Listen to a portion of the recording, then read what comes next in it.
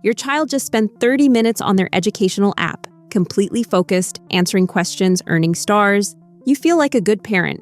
Then you ask them to put on their shoes. Meltdown. You try reading a bedtime story. They can't sit still for 2 minutes. What if I told you that app didn't just fail to build focus, it actively destroyed it? Today, I'm revealing 5 types of learning apps that are training your child's brain to lose attention faster than you ever imagined. And yes, one of them is probably on your tablet right now. If you've used these apps, you're doing what millions of caring parents do, trying to make screen time count. But here's what the app stores don't tell you. Educational has become a marketing term, not a guarantee. Just because an app teaches letters or math doesn't mean it's teaching your child how to learn. And the difference matters more than you think, because attention, real, sustained focus, is the foundation of everything else. It's how kids regulate emotions, how they develop patience, how they push through challenges instead of collapsing at the first sign of frustration. The problem isn't screens themselves. The problem is that most learning apps are designed to compete for attention instead of build it. They're engineered for passive engagement. And that matters, because being hooked and being focused are completely different states of mind. This type of engagement is rapid, reactive, rewarding. Attention is slow, deliberate, effortful. Our children are getting hundreds of hours of practice in the first one, while getting almost no practice in the second. And that gap, it's showing up in ways you're probably already noticing. Let me show you exactly what's happening. Number 1, the Confetti and Rewards Learning App. You know this one. Your child answers a question correctly, and the screen explodes. Confetti falls, stars burst. A cheerful voice shouts, "Amazing!" Sometimes there's a coin, a badge, a new character to unlock. It feels incredible to watch. Your child is motivated. They're asking to practice their ABCs. They're excited about learning. But here's what's happening beneath the surface. They're not learning to love letters. They're learning to love the reward. Every correct answer triggers a little dopamine hit, a chemical spark of anticipation that screams at the brain, "Do that again." And dopamine is powerful.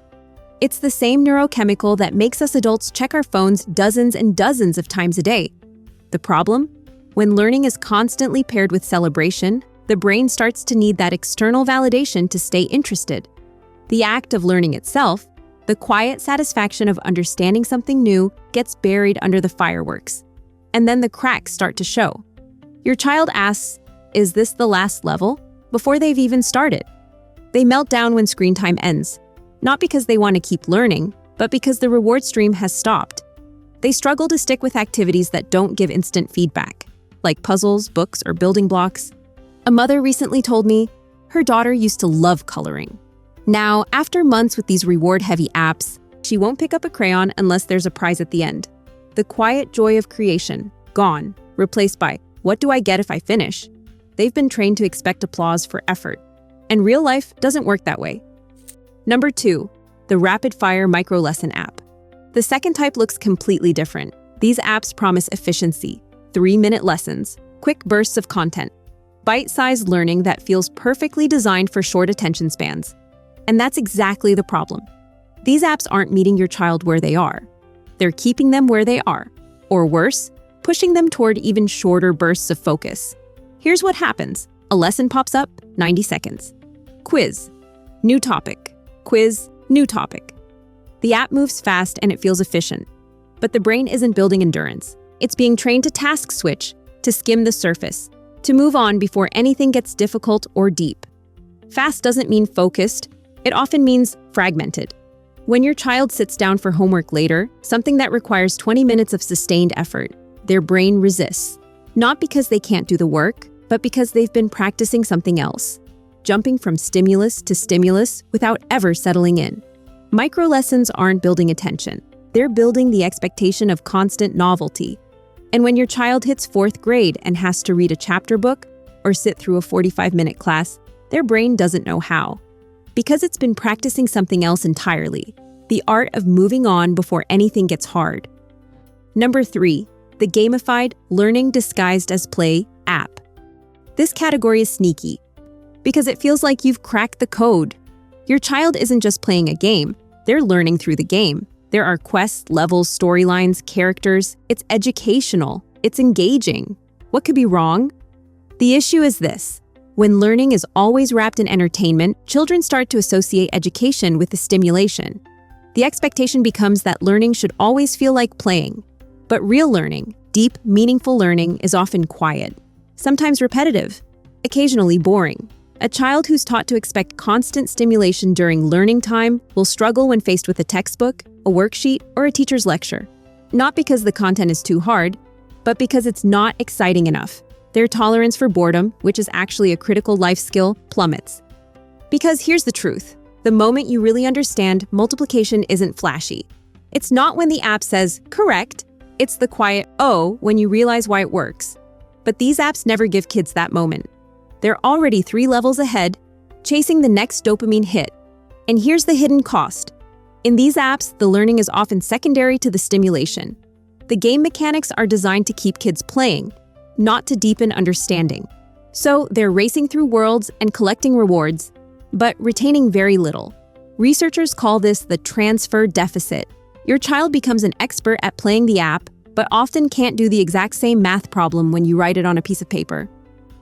Number 4, the algorithm-driven adaptive app. These are the apps that tout personalized learning. The algorithm watches what your child struggles with and adjusts in real time. It sounds perfect, custom-tailored education. But here's what most parents don't realize. These apps aren't adapting to build resilience. They're adapting to maintain engagement. If your child gets frustrated, the app immediately lowers the difficulty. It removes what teachers call productive struggle, the exact moment where learning happens. But in most commercial apps, the algorithm's priority isn't to build brain power. It's to maximize retention. It prioritizes time on screen over productive struggle. And that means your child never learns how to sit with difficulty. They never develop frustration tolerance. The moment something feels hard, the app swoops in and softens it. In real classrooms, in real life, challenges don't auto-adjust. Sometimes you have to struggle. Sometimes you have to try 3 times before it clicks. Sometimes you have to ask for help, take a break, and come back. These apps are raising children who've never had to push through, who've never experienced the moment when something clicks because they struggled. And you know what that looks like in middle school?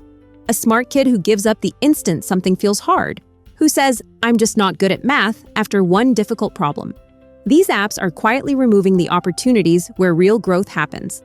They're so focused on preventing disengagement that they're preventing development. Number 5, the just one more educational platform. The 5th type might be the most insidious. These platforms offer endless content, infinite lessons, no natural stopping point. And it sounds great, doesn't it? Limitless learning opportunities. But here's what happens in practice. Your child finishes one activity, and the app immediately suggests another, then another, then another. There's always something new, something colorful, something just within reach. The app never signals that it's time to stop. It never lets attention rest. And because it's labeled educational, parents feel less guilty letting it continue. But attention isn't unlimited. It's a resource that needs recovery time.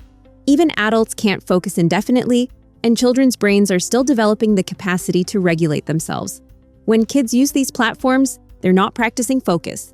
They're practicing compulsion. The inability to stop. The feeling that there's always something more they should be doing. And when you finally end the session, because you imposed the boundary, they're often dysregulated, completely overwhelmed by their own emotions. Cranky, unable to transition. You might even see aggression or tears, because their brain was flooded with stimulus for 30 minutes straight, with no signal to wind down. And now you're asking them to regulate something they never practiced regulating. Tech ethicists call this erasing stopping cues. This isn't just about screen time limits. This is about apps that deliberately remove the psychological signal that says, it is okay to stop now. So what's really going on here? Attention isn't a switch your child is born with. It's a muscle. And like any muscle, it needs the right kind of training to grow stronger. Real focus develops through experiences that feel, honestly, kind of uncomfortable. Boredom. The moment when there's nothing flashy happening and your child has to generate their own interest. Repetition. Doing the same thing over and over until mastery sinks in. Not because it's exciting, but because it matters. Frustration. Hitting a wall and having to push through instead of having the difficulty instantly adjusted away. These aren't design flaws. They're features of healthy cognitive development. Think about it this way. If you wanted to train for a marathon, would you only run downhill on a treadmill that automatically slowed down when you got tired? Of course not. You'd never build endurance that way. But that's exactly what these apps do. They're the cognitive equivalent of a treadmill that slows down to a crawl the moment your child feels the slightest strain. The muscle never grows, and when they finally face a real hill, they can't climb it. Most educational apps are optimized for the opposite of what builds focus. They're designed for engagement, which means eliminating boredom, minimizing repetition, and smoothing out frustration before it ever builds. The apps aren't trying to harm your child. They're trying to keep your child on the screen, because that's how apps succeed. That's how they grow. That's how they make money, even when they're marketed as educational tools. This isn't about blame. This is about clarity. You didn't know the app was designed this way. Most parents don't, because the marketing promises one thing, and the underlying mechanics deliver another. But now you know, and that changes everything. So what does a better app actually look like? It has natural stopping points. Your child finishes a level or a lesson and the screen goes static. It says, "Great work," and waits. It doesn't autoplay the next video or dangle a new key. It lets the brain rest. Their brain gets to practice completion. It doesn't explode with confetti every time they tap the right answer. Instead, the satisfaction comes from understanding, from that quiet moment when something clicks. And it moves slowly enough that your child can actually think, not react. Not tap, tap, tap through screens, but settle in, wrestle with an idea, and stay with it. When you're choosing apps, look for these qualities, and whenever possible, sit with your child. Talk about what they're doing, ask questions. Turn the app into a conversation instead of a babysitter. Now, going beyond apps, the best thing you can do is balance digital learning with the experiences that actually build attention. Reading together. Real books where your child has to imagine the story unfolding instead of watching it flash on a screen.